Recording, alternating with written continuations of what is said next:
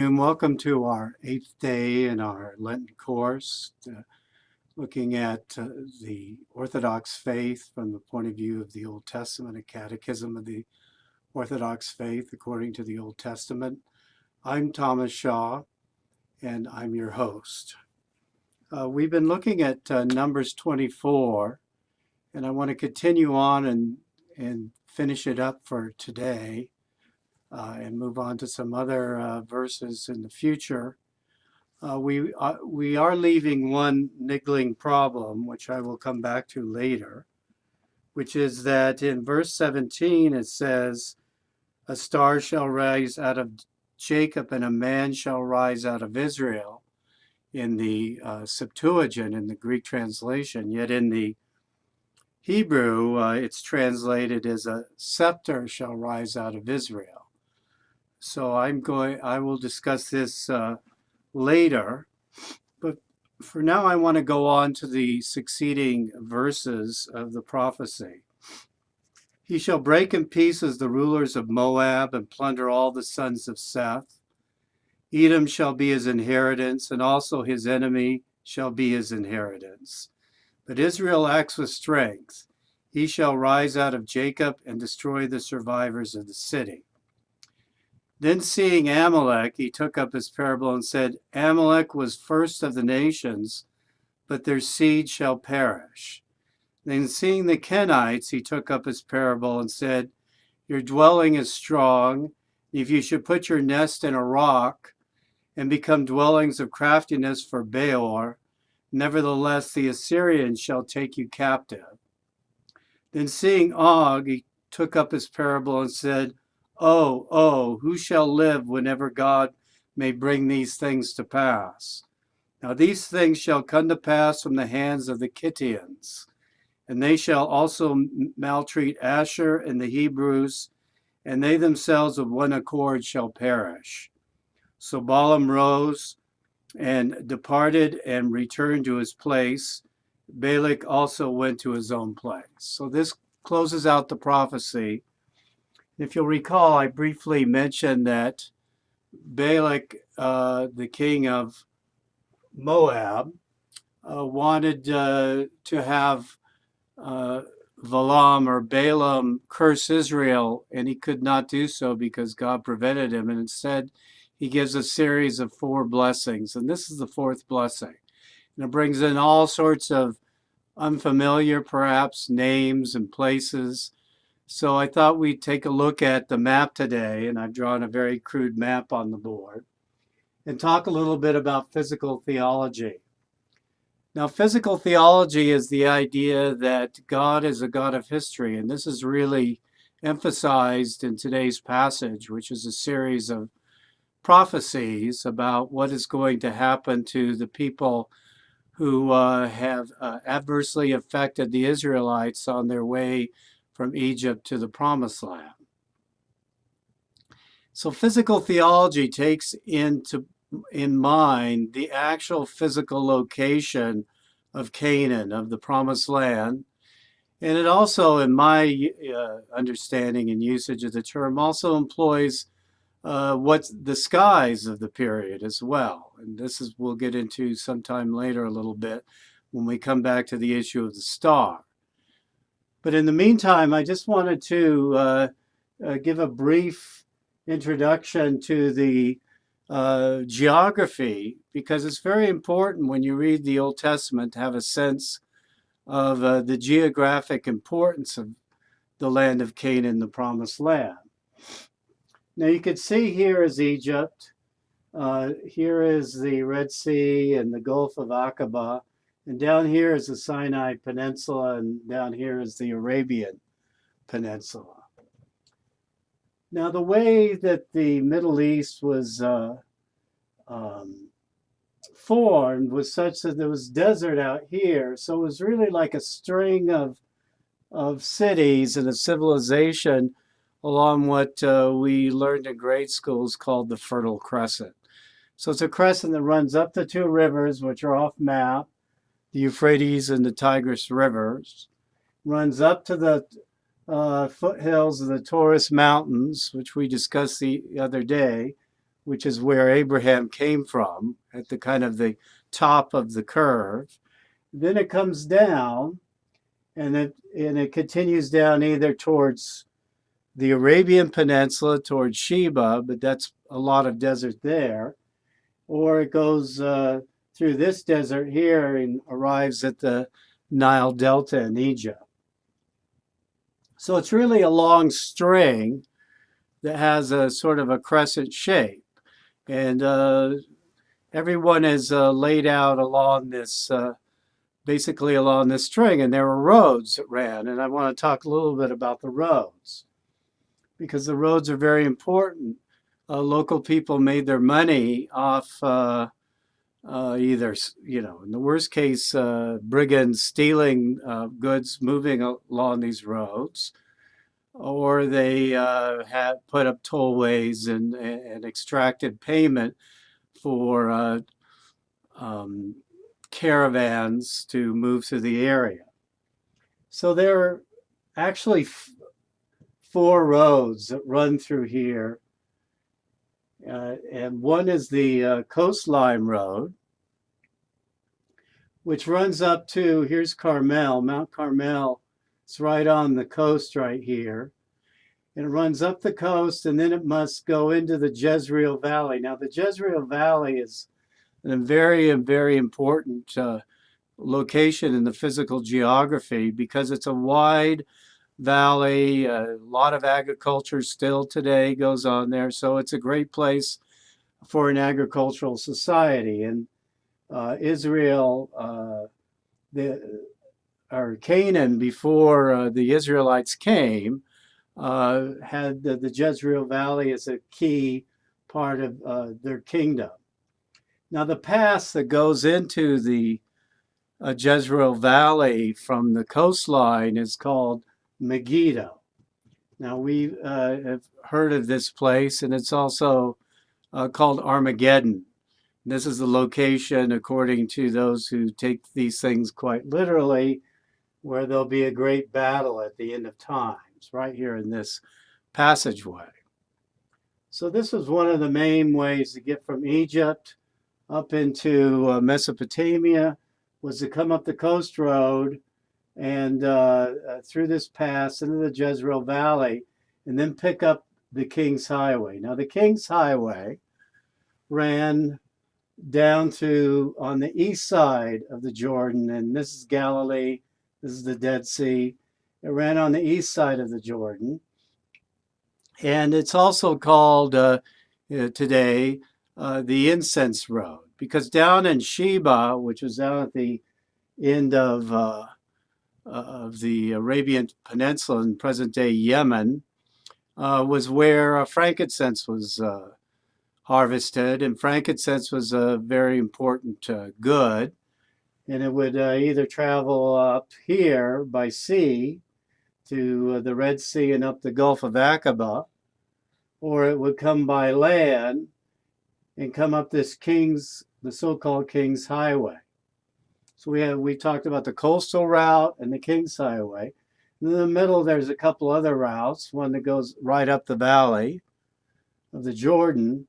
And then the one that's important to us is the one that runs almost on the, so to speak, on the peak of these hills, this hilly mountainous region that lies between the sea and the valley of the Jordan. And this is where we find the Israelites settling, right here. So the situation we have in the Bible generally has these nations or tribes round about. We mentioned in the text the Amalekites and the Kenites. Now, the Amalekites were desert wanderers presumably in the Sinai, that the wandering Israelites came in contact with and were the first to attack them and treat them poorly. So they come into special condemnation in today's passage. The Kenites, on the other hand, seem to be closely associated with Midian, although they were wanderers too. Now, Midian is important because all of these, except for the Amorites and Aram up here, all four of these nations in the Bible are said to be descendants of Abraham. In other words, they're said to be relatives of the Israelites. Midian was a son of Abraham. Edom was Jacob's, is founded by Esau, Jacob's brother. And Moab and Ammon are the product of the incestuous relationship between the brother of Abraham, Lot, and his daughters. Now, perhaps these kinds of readings say something about the opinion of the authors about these particular nations. That we can't, when we're reading Genesis and these stories, we have to realize they're telling stories about their enemies, so they're not saying good things about them. So Esau sells his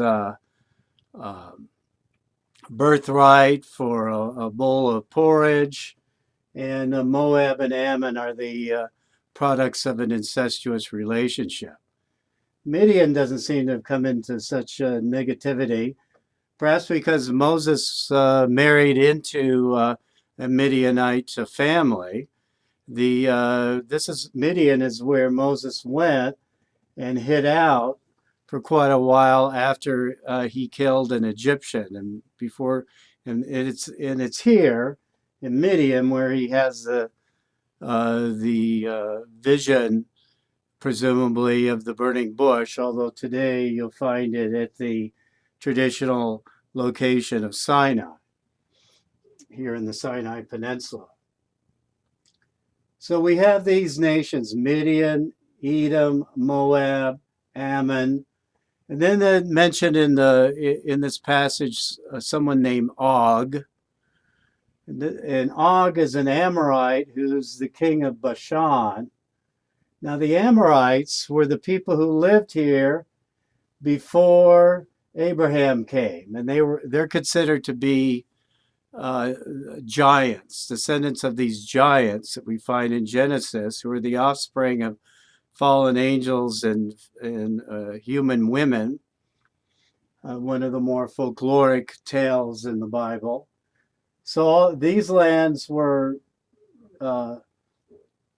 full of the Amorites, but the Amorites now have some towns around, and other people moved in, but they've had this area here. Now Damascus is in is in Aram, or Aram, and way over here, because the rivers are coming in over here, is Assyria. So these things are mentioned. So were these prophecies fulfilled? Well, David, when he established his kingdom, took over on the east side of the Jordan, so he took over these areas. And then later, the Assyrians came in when they destroyed Israel.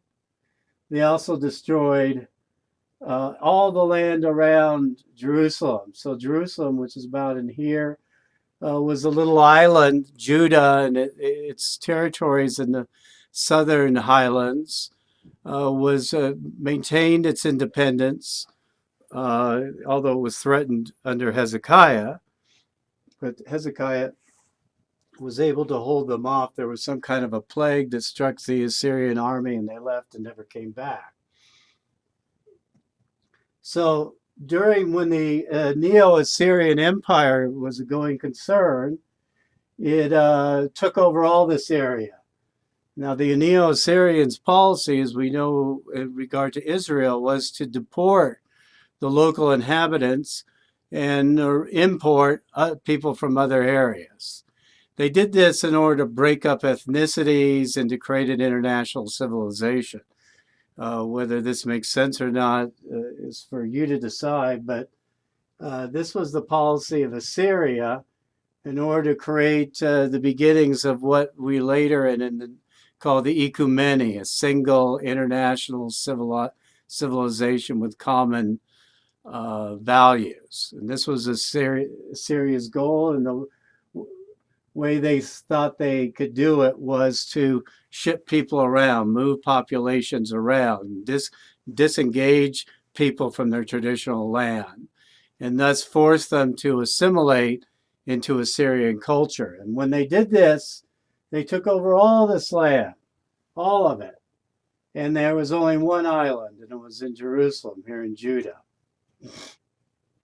So there was these areas were suffered then as well, and they by the time we come to the time of Jesus, these groups are gone. Aram is still there. The Edom has become something called Idumea, and it's now over here in this area. But whether these are real Edomites or not is questionable, or whether they were just the people who were living in Edom and then were pushed out when the Nabateans, who were an Arabic tribe, came and took over and established a great trading center at Petra. Now, you've probably seen pictures of Petra, and Petra is here in Edom. But Petra is the product of a trading civilization of Arabic base. Now, all of these people spoke the same language. They just spoke dialectical versions of the same language, Canaanite. And so even though they have all sorts of different names and so forth, they're actually a single culture that's probably worshiping very similar gods up and down this whole area. We mentioned Phoenicia as being having the same meaning as Canaan, meaning purple, because of the purple dye which came out of Phoenicia. So Phoenicia in New Testament time or in Old Testament times, after the Israelites come, here is at the end of the Jezreel Valley. You go up the coast and there's Tyre and Sidon and so forth. So this is Phoenicia here. Syria is up here, and that was called in those days Aram Damascus. One of the most fascinating things is Philistia. Now, we talked about how in 1200 BC civilization collapsed, and it was at this time that likely that the Canaanite civilization, which had all sorts of several important cities with monumental architecture and so forth, and this whole area was heavily under Egyptian influence, and that those cities collapsed at the same time as everybody else did. And it's probably at this point that the Israelites move into the highlands. But in the lowlands, which are down here, another group moved in, which are known as the Philistines. And if we have the most famous Philistine of all is Goliath, who was killed by a sling stone from David in a valley that's going up from these flatlands into the hills called the Valley of Elah. The Philistines, it turns out, were Greeks. They were not the later Greeks, but the Bronze Age Greeks, because Bronze Age Greek civilization also collapsed. So Mycenaeans appear to have arrived here in the coast and established themselves in Philistia. Now, the last of the prophecies today was about the Kittim. Now, the Kittim refers to Cyprus, but it's a general term that's used in the Bible and in other literature to refer to all Greek speakers and even the Romans eventually. So it becomes a key term, meaning all those people off to the west. And in the prophecy, it says Kittim is going to come and destroy all these lands and wreak revenge on Assyria, which of course did happen with Alexander the Great. So all of these prophecies, in one way or another, were fulfilled, including and they were all fulfilled before the birth of Jesus Christ. So the uh, make sure I don't have any other parts of the map that I haven't talked about. I think we've covered them all. So it's very important when you're studying the Bible to take a good look at the maps, uh, read background material on the various groups. These names can sometimes show up and be very confusing, but we want to always, not be off in theological land, but understand that between these great civilizations of Egypt here in the Bronze Age, uh, Mitanni up here, the land that Abraham appears to have come from, and off in the Mesopotamian Euphrates Tigris River valleys. These and the Hittites are off in present day Turkey. All of these big civilizations all have to funnel through these four roads to move their goods around.